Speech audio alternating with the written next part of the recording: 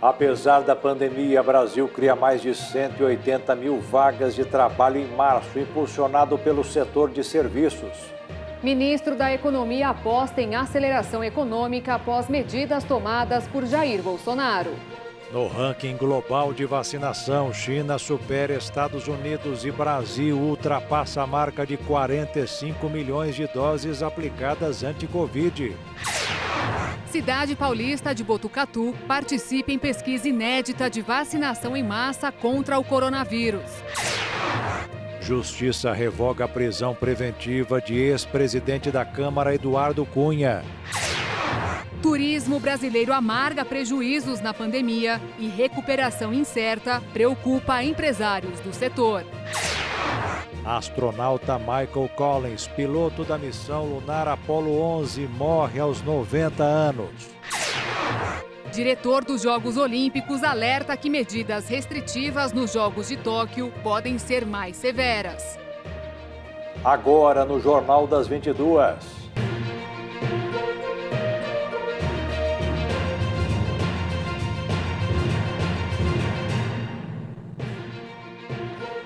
Olá, boa noite. Boa noite. O governo de São Paulo anunciou hoje a prorrogação da fase de transição do Plano São Paulo a partir de sábado até o dia 9 de maio em todo o estado, além da ampliação do horário de funcionamento do comércio. Na prática, até agora, os estabelecimentos poderiam abrir, mas no máximo durante 8 horas por dia. Com o aumento de horário, será permitido o funcionamento das 6 da manhã às 8 da noite. O limite de ocupação dos estabelecimentos continua sendo de 25%, assim como a vigência do toque de recolher entre 8 da noite e 5 da manhã, com o objetivo de diminuir a circulação de pessoas à noite. Também continua a recomendação da manutenção do teletrabalho sempre que possível e o escalonamento do horário de entrada e saída de funcionários do comércio, serviços e indústria. Antes do anúncio feito pelo governo, academias, por exemplo, poderiam abrir, mas no máximo durante 8 horas por dia. Agora, não há limite de horas para o funcionamento. O mesmo horário vale para as atividades religiosas e culturais, restaurantes e similares, shoppings e salões de beleza. Já os parques estaduais e municipais permanecerão com o horário de funcionamento já vigente das 6 da manhã às 6 da tarde. De acordo com a secretária de Desenvolvimento Econômico, Patrícia Ellen, o estado de São Paulo continua com redução de ocupação de leitos de UTI e é isso que permite uma maior flexibilização econômica, mas que ainda é necessário respeitar as recomendações restritivas. No pico da segunda onda, eram 500 novos casos a cada 14 dias por 100 mil habitantes. Algumas regiões chegaram a apresentar mais de 800 novos casos por 100 mil habitantes em 2 semanas. Hoje está em 423, uma redução de cerca de 35% entre março e o começo de abril. Assim como a taxa de ocupação de leitos em UTIs, que passou dos 90% para 79,8% no estado ao longo desse período. A Anvisa pediu mais informações ao Instituto Butantan para a liberação de testes da vacina Butanvac em humanos. O Instituto começou hoje a produção do imunizante. A Anvisa informou que tanto o pedido de autorização do Butantan quanto o protocolo do estudo clínico ainda estão incompletos. O Instituto tem o prazo até 120 dias para apresentar as informações solicitadas. Em nota, o Butantan afirmou que vai manter contato com o órgão regulador para viabilizar os esclarecimentos necessários para a autorização dos estudos clínicos.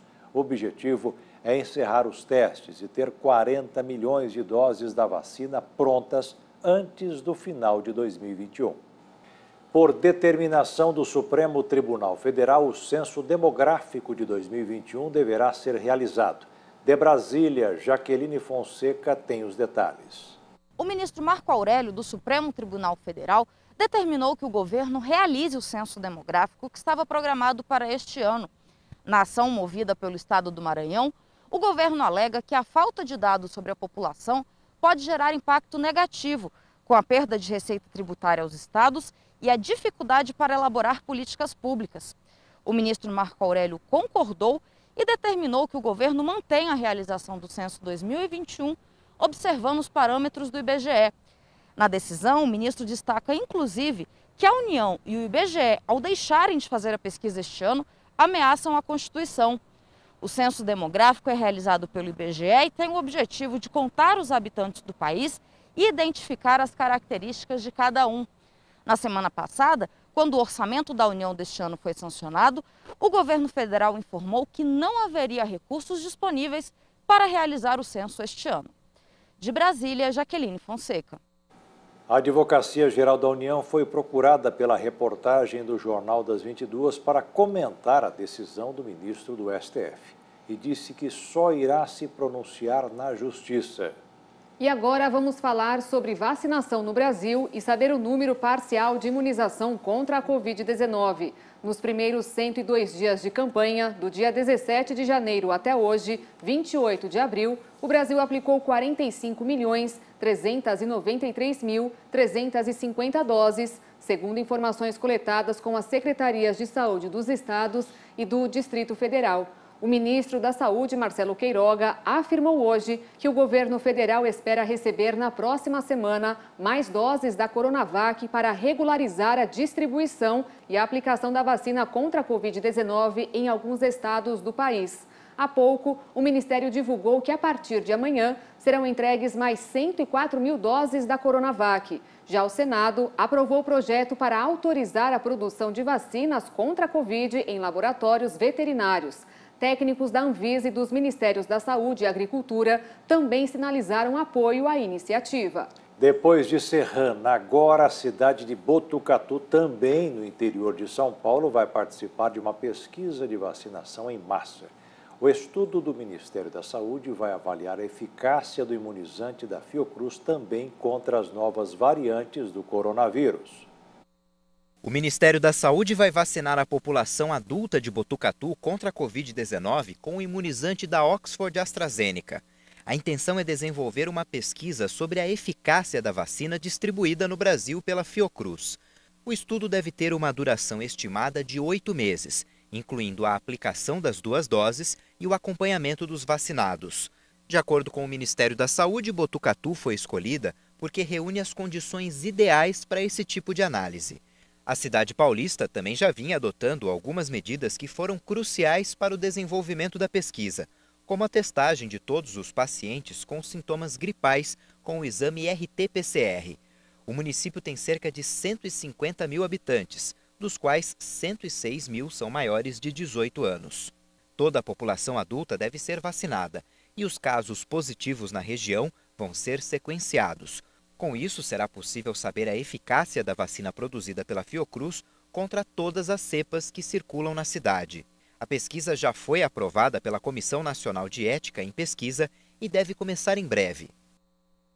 E a cidade de Serrana, no interior paulista, começou a identificar indícios de melhora na pandemia após o projeto de vacinação em massa. Há mais de 2 semanas, sem casos graves, o município tem realizado menos testes diários de Covid e ainda não precisou utilizar qualquer um dos 4 ventiladores mecânicos desenvolvidos pela Universidade de São Paulo, disponíveis e recebidos na semana passada. Seguimos com o ranking de imunização no mundo. Até agora, segundo o levantamento feito pela Universidade de Oxford, mais de 1 bilhão e 60 milhões de doses de vacinas contra a Covid-19 já foram aplicadas. E tem mudança no primeiro lugar. Olha só, a China ultrapassou os Estados Unidos e agora lidera o ranking com quase 236 milhões de doses aplicadas. Em seguida, o novo segundo colocado, os Estados Unidos, tem quase 232 milhões e meio. Na terceira posição, com mais de 144 milhões e meio, aparece a Índia. O quarto colocado, o Reino Unido, acumula mais de 47 milhões. E fechando o ranking dos 5+, o Brasil, que se aproxima do número de 45 milhões e meio de doses. Desse montante, pouco mais de 30 milhões foram aplicadas como primeira dose. E mesmo com apenas uma dose das vacinas Oxford ou Pfizer, a transmissão familiar da Covid já caiu pela metade. Uma pesquisa mostrou que pessoas infectadas têm menos chances de transmitir a doença para quem não foi vacinado.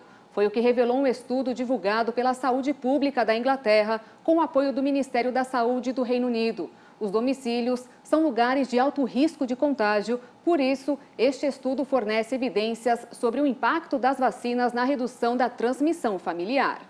A Organização Pan-Americana da Saúde solicitou que os países com excedentes de vacinas doem doses para outras nações.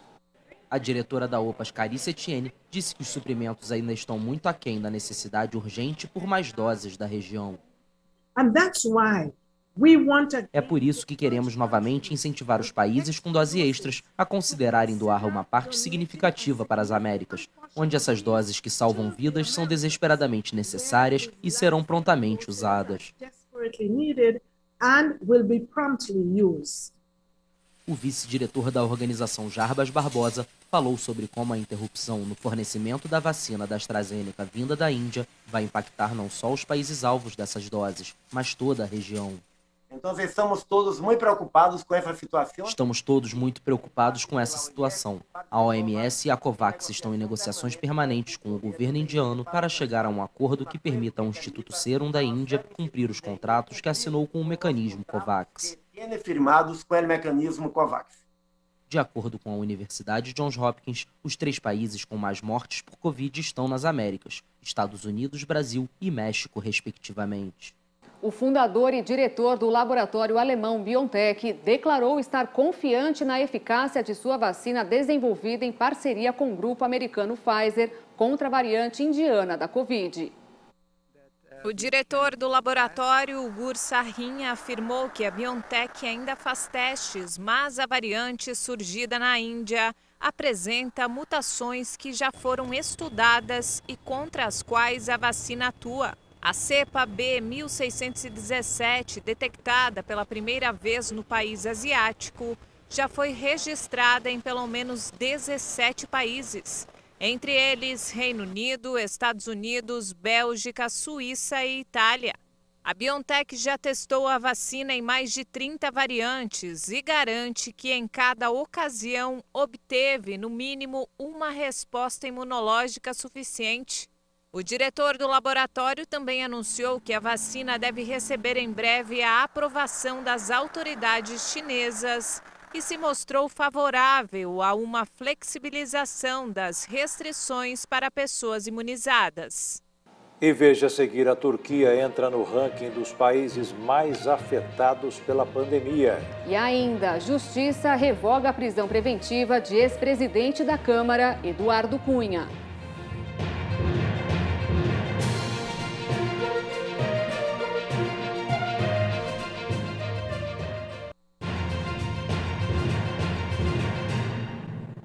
A Justiça revogou a prisão do ex-deputado e presidente da Câmara, Eduardo Cunha. Ele está em prisão domiciliar desde março do ano passado por fazer parte do grupo de risco da Covid e por ter feito cirurgia no aparelho digestivo. A decisão do Tribunal Regional Federal da 4ª Região do Paraná é para que Eduardo Cunha deixe de usar a tornozeleira. Mas ele continua proibido de sair do país.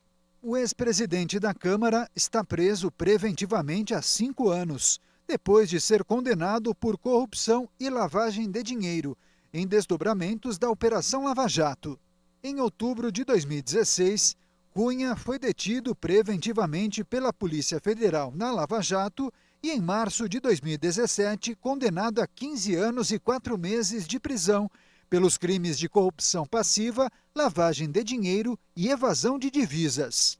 Ele é acusado de receber $1,5 milhão de propina para ajudar a Petrobras a comprar um campo de petróleo em Benin, na África. Ainda não foi esclarecido se a Justiça de segunda instância determinou a remoção da tornozeleira de Eduardo Cunha, influenciada pela decisão do Supremo Tribunal Federal, que considerou Sérgio Moro parcial no julgamento do ex-presidente Lula, no caso do Triplex em Guarujá. O ex-presidente da Câmara também foi condenado por Sérgio Moro. A pandemia da Covid-19 atingiu vários setores e severamente o turismo brasileiro. O setor amarga prejuízos e a recuperação deve ser lenta, muito lenta, né, Beatriz? É verdade. O segmento vislumbrava melhora no início de 2021 com o início da vacinação, mas continua no vermelho. Especialistas acreditam que a retomada do setor pode demorar entre 4 e 5 anos. Em um ano, o volume de vendas na agência de turismo do Williams despencou, principalmente nas viagens internacionais. 2020 foi um ano difícil.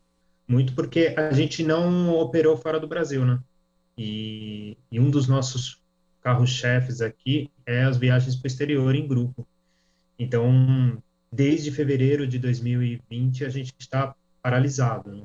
O turismo foi um dos setores mais afetados pela pandemia de Covid-19.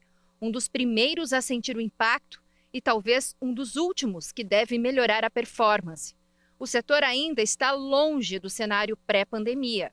Segundo a FEComércio, o Brasil registrou uma queda de mais de 65 bilhões de reais em 2020 na comparação com 2019. O setor de turismo ainda eliminou 110 mil postos de trabalho. 87 mil foram em hotéis, agências de viagens e operadoras turísticas. A aposta do setor é no mercado nacional. Mesmo assim, a previsão para a retomada não é tão otimista. Pode demorar entre 4 a 5 anos. É o que prevêem os especialistas. A recuperação, do jeito que a gente estava acostumado em 2019, leva no mínimo 5 anos. Então, isso leva em conta especialmente o turismo internacional. Agora, quando a gente olha para o Brasil tem uma vantagem. O mercado doméstico brasileiro é muito forte. Então, a gente sempre teve quase 95% do nosso turismo em cima do brasileiro viajando dentro do Brasil. Isso não está proibido. O que tem acontecido é que, por medidas de segurança, alguns municípios fecham barreiras e os próprios turistas estão evitando viajar, especialmente agora nesse mês de abril. No turismo, então, a gente recupera o prejuízo, recupera o que foi perdido? Infelizmente, não. Essa é uma característica da atividade, como de outras atividades de serviço. E é muito importante que todo mundo que esteja nos assistindo entenda.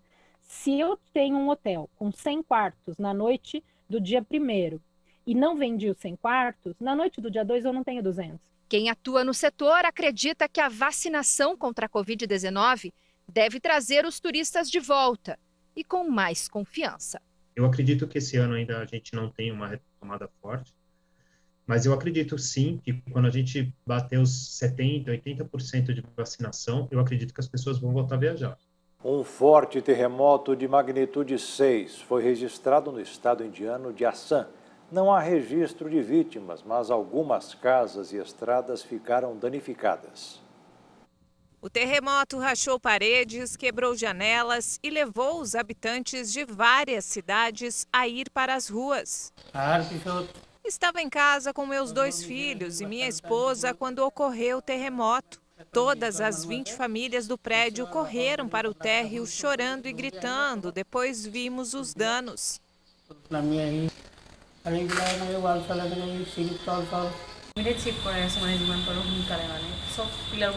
O prédio ficou com grandes rachaduras. Não podemos mais ficar aqui. Se tiver outro terremoto, o prédio pode cair.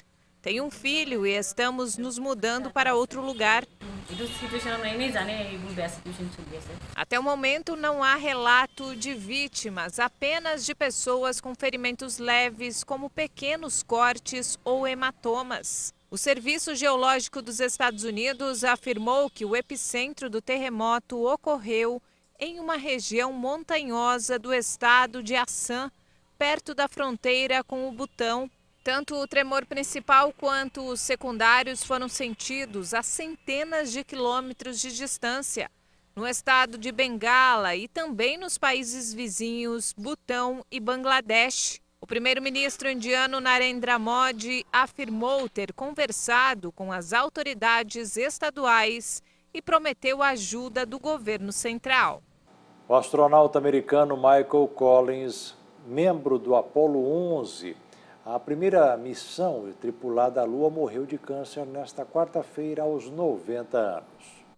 Piloto do módulo de comando, sua função foi permanecer em órbita enquanto seus companheiros Neil Armstrong e Buzz Aldrin se tornaram os primeiros homens a andar na Lua. Apesar de sua idade, Collins foi, nos últimos anos, o mais ativo dos veteranos da missão Apollo 11 e aquele que mais poeticamente evocou suas memórias da aventura lunar. Nascido em 31 de outubro de 1930 em Roma, Collins se tornou piloto de testes do Exército dos Estados Unidos.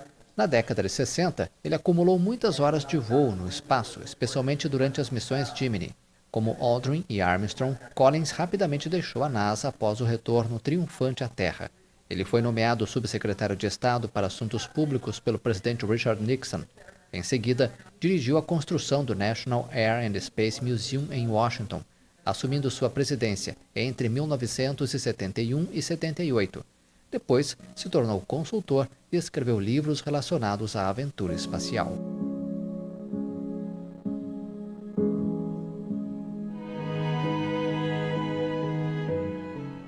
E veja a seguir, o Brasil cria mais de 180 mil vagas de trabalho em março. E ainda, Ministério da Economia aposta em aceleração econômica após medidas tomadas pelo governo.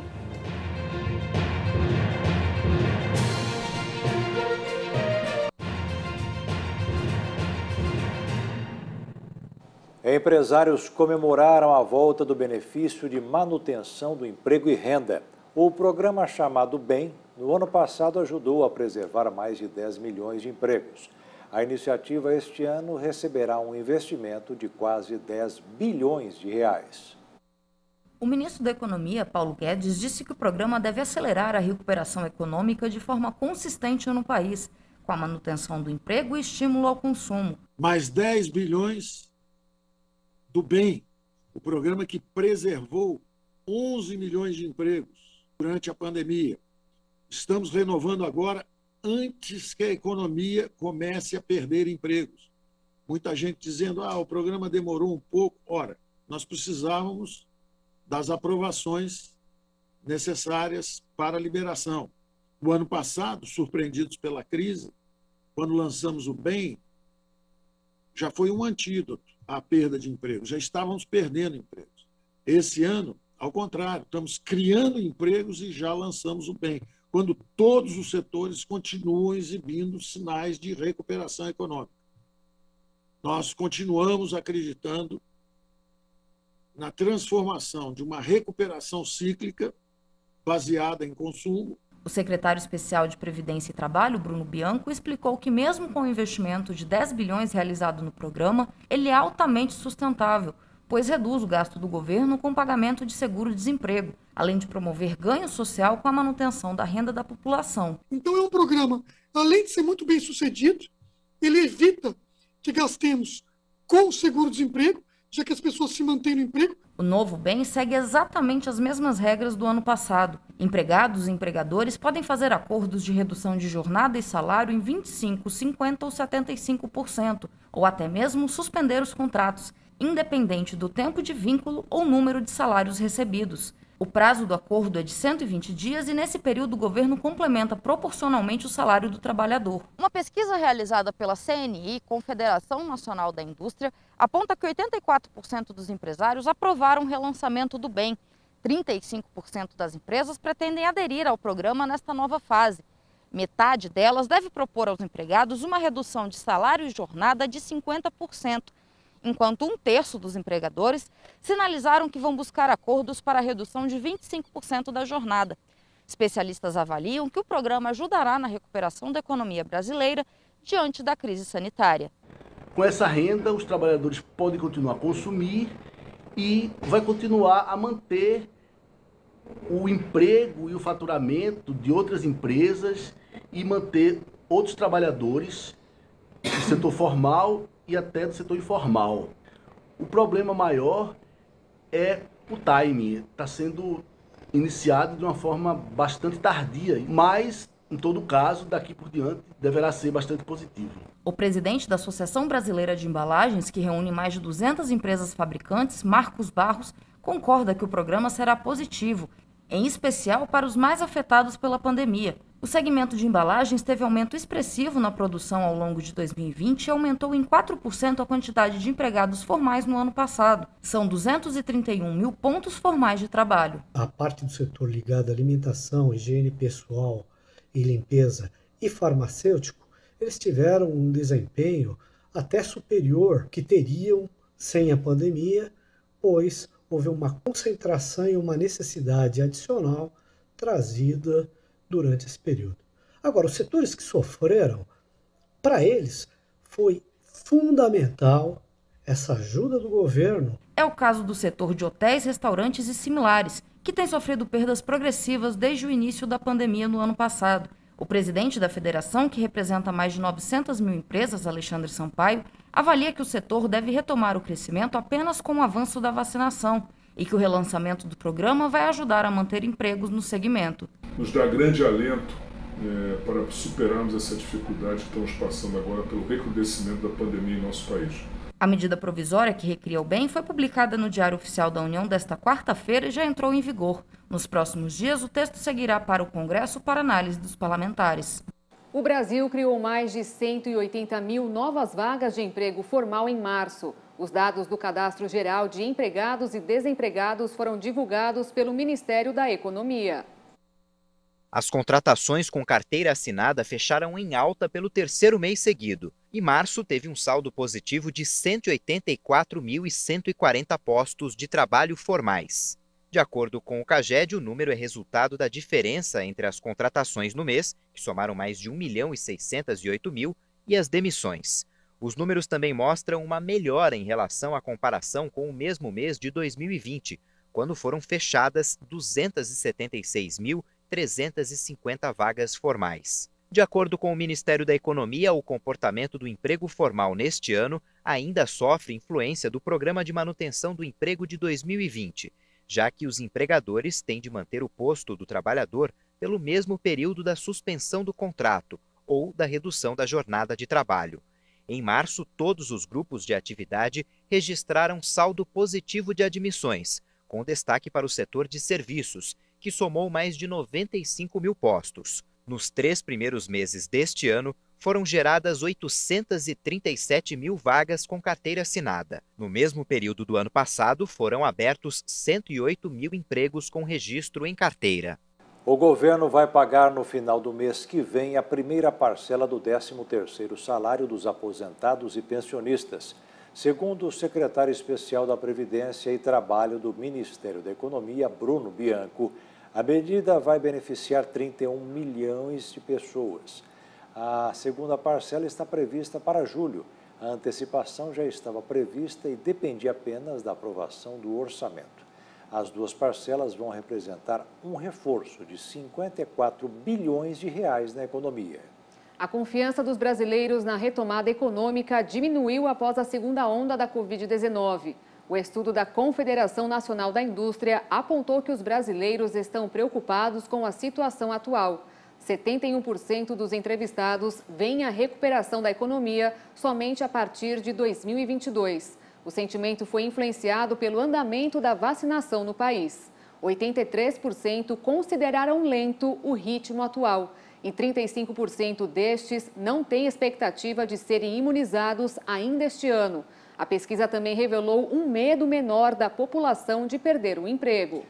Uma boa notícia para o consumidor. A Agência Nacional de Energia Elétrica decidiu que a partir de julho a correção das contas de luz atrasadas será feita pelo IPCA, que é o índice oficial de inflação, e não mais pelo IGPM, que também é utilizado na correção de aluguéis. A diferença é grande. Hoje o IPCA calculado pelo IBGE, acumulado em 12 meses, está em 6%. Já o IGPM da Fundação Getúlio Vargas passou dos 30%. E agora o mercado financeiro. O dólar fechou em queda nesta quarta-feira, com os investidores repercutindo a decisão de política monetária do Federal Reserve, o Banco Central dos Estados Unidos, e digerindo os mais recentes desdobramentos políticos em Brasília, como a instalação da CPI da Covid-19 e mudanças no Ministério da Economia.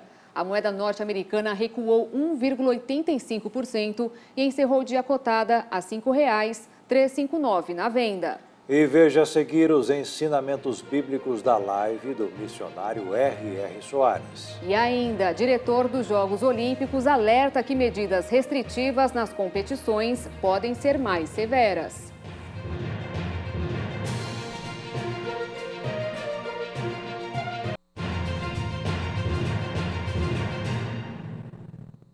O Ministério da Agricultura tem hoje um programa para o recebimento de sementes misteriosas, como as que vieram de países asiáticos para brasileiros, junto com compras feitas na internet. As análises dessas sementes já provaram que podem causar danos para a agricultura. As sementes e os extratos vegetais parecem inofensivos. Mais de 500 chegaram a casas de brasileiros com identificação de remetentes a partir de países da Ásia e até dos Estados Unidos. Encomendas que não pediram ou que vieram junto com compras de outros produtos feitas pela internet. O Ministério da Agricultura e Pecuária chegou a fazer uma campanha nacional a partir de setembro do ano passado, em parceria com instituições estaduais de defesa sanitária, para o recolhimento, incentivando a entrega por quem recebeu os materiais vegetais, encaminhados posteriormente para análise em laboratórios oficiais. Foram detectados alguns micro-organismos e até mesmo espécies vegetais que não são nativas ou presentes em nosso território, e esse material foi encaminhado para incineração. Após análises de amostras dos materiais vegetais, foram identificadas 2 pragas, uma que apresenta resistência a pesticidas e outra que já foi detectada como planta daninha ou invasora em pelo menos 6 países. Ainda foram encontrados 4 fungos inexistentes no Brasil, com potencial de causar danos econômicos e ambientais. Os riscos preocupam o setor agropecuário. É um risco sanitário, né? O risco da introdução de novas pragas, por exemplo, novas plantas daninhas dos quais nós não temos controle, né? Conhecido ainda. E isso pode reduzir a nossa produção agropecuária. Os resultados mobilizaram também as autoridades. Hoje, o MAPA possui um programa para recebimento destes materiais. As recomendações para a população é para que, ao receberem qualquer material vegetal sem pedir, que não joguem no lixo e nem façam o plantio. Isso se tornou um programa que nós hoje estamos prontos para receber esses materiais.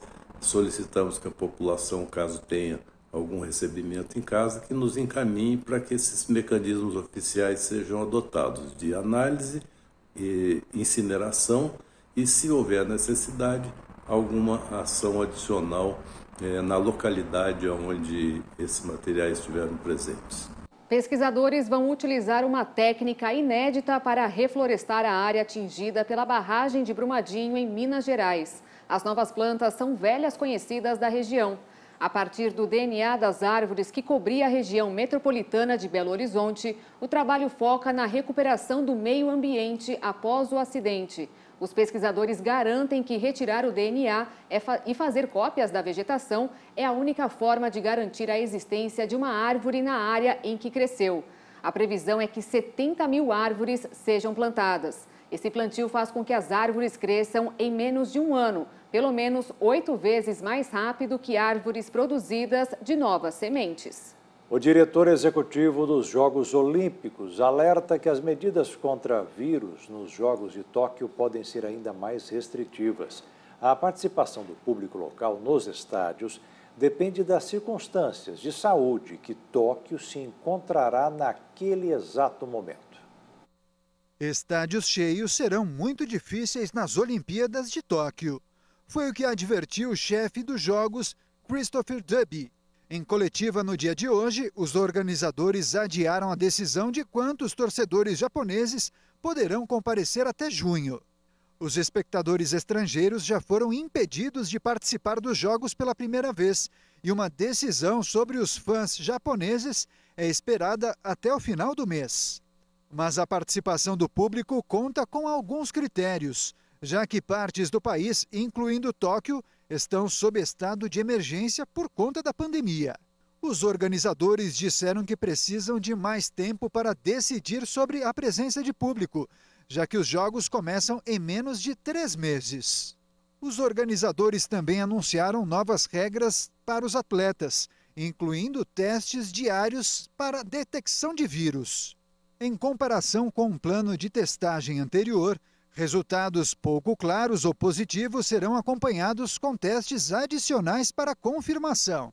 Dessa forma, com pouco tempo para o início dos Jogos, as Olimpíadas contam com várias dúvidas de como será o procedimento em relação aos protocolos e às competições. Agora eu tenho uma pergunta. Quanto você pagaria em um par de tênis? Pois acredite que tem gente que paga até 10 milhões de reais. Um par de tênis Nike Air Easy One, usado por seu inspirador, o rapper Kanye West, foi comprado por 1,8 milhão de dólares em uma plataforma de investimentos especializada, o triplo do recorde anterior. O anúncio foi feito pela Sotheby's, que organizou a venda. Esse valor equivale a quase 10 milhões de reais.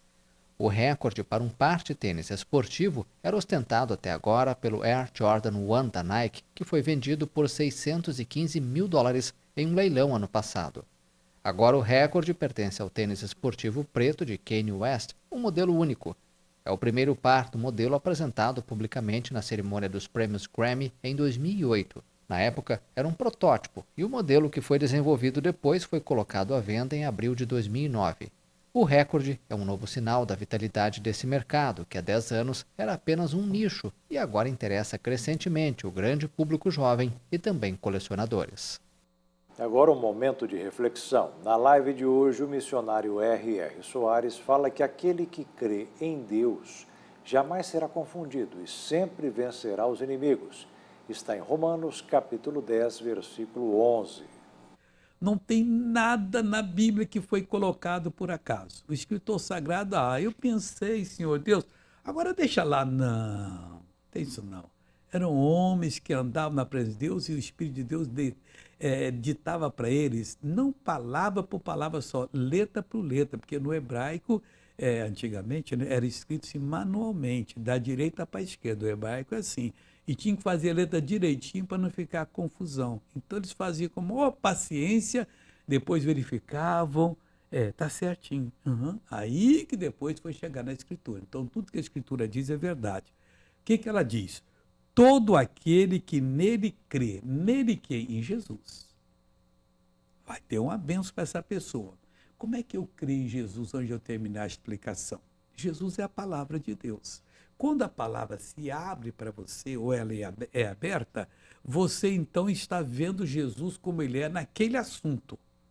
Aquilo ali é o retrato de Jesus para você. Nem para lá, nem para cá. Se é uma benção, você está buscando, o diabo está convencendo que você tem que parar, que não tem jeito, o doutor está certo, que acabou. Não acabou. O número dos seus dias eu cumprirei, está escrito. E você vai falar com Deus.